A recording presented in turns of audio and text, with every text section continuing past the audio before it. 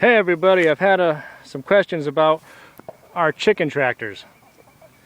What they look like, how we design them, so I thought I'd just pull up the iPod and take a quick video of this model here that seems to be working out the best for us. I've got two of these. We've been using them for about a year.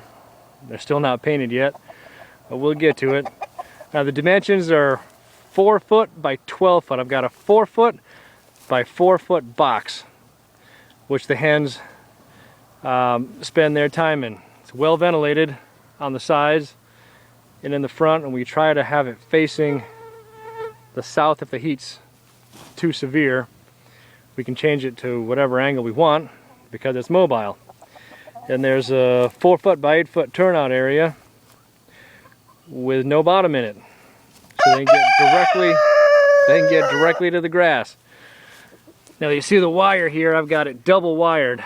I've got an actual chicken netting, and I've got a 2x4 heavy gauge wire. Now that's not to keep the chickens in, that's to keep the predators out. Because where we are here, while this is fantastic area to turn out birds and let them free range, which we've done in the past, but there's a high attrition rate. You lose a lot of birds due to coyotes and foxes and hawks and wild dogs, and sometimes they just run away. So we've got them penned up inside these tractors, and what we're about to do, and what we do every day, is we move it to fresh ground. Every day. It takes about 45 seconds to move this tractor to fresh ground.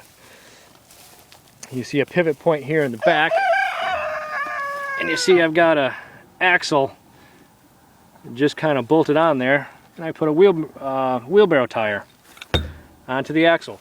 There's a jack point right there where I can jack it up using a bottle jack or a scissors jack if I wanted to. But how we move it is I just simply pick it up, grab right here on the roof support, pick it up, have one of the kids slide a tire on, do the same on the other side, then we just simply pull it forward. We pull it forward using that extension, like a handlebar extension. Gives us more leverage. And in fact, even though this weighs, we're over 400 pounds probably, it ain't that bad to pick it up. It ain't more than 150 pounds on that side. Now on the back, we've got a nesting box which we attach right to the back that extends the area inside that the birds have. So we've got some oat straw in there, no eggs, figures.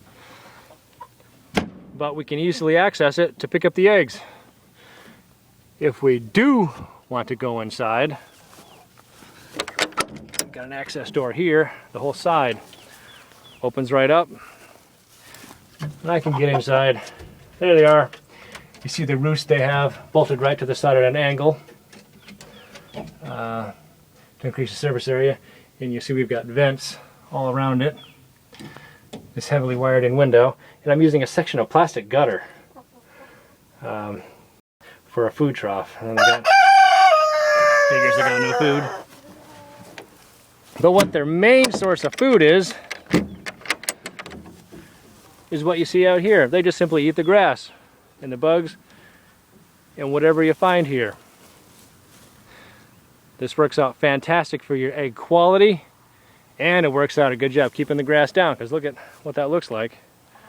But when we get 3 or 4 of these work in the same area, we'll never have to mow it.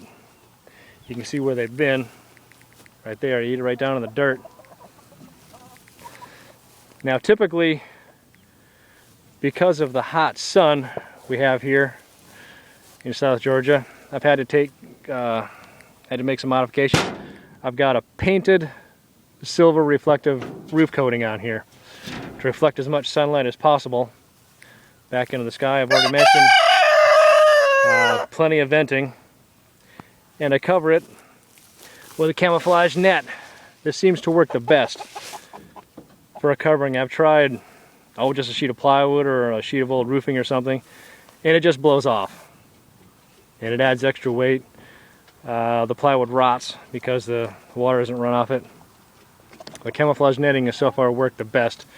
You'll notice in the top here we've got access port to get to the water. The water's suspended in midair on that chain, travels along with it. And the door we have on the front is hinged at the top, and it latches and locks down there if we choose to do so. You don't really have to lock it because gravity will hold it closed.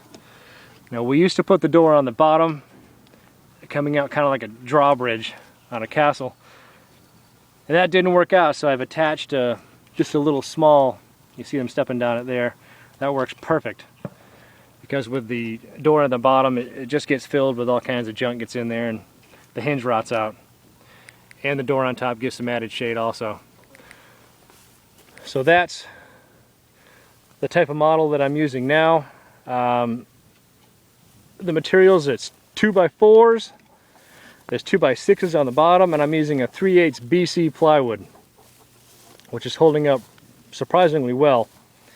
I could use some paint, preserve it a little longer, but we use the 3/8 and 2x4s to save weight because it's tough picking these things up, moving them.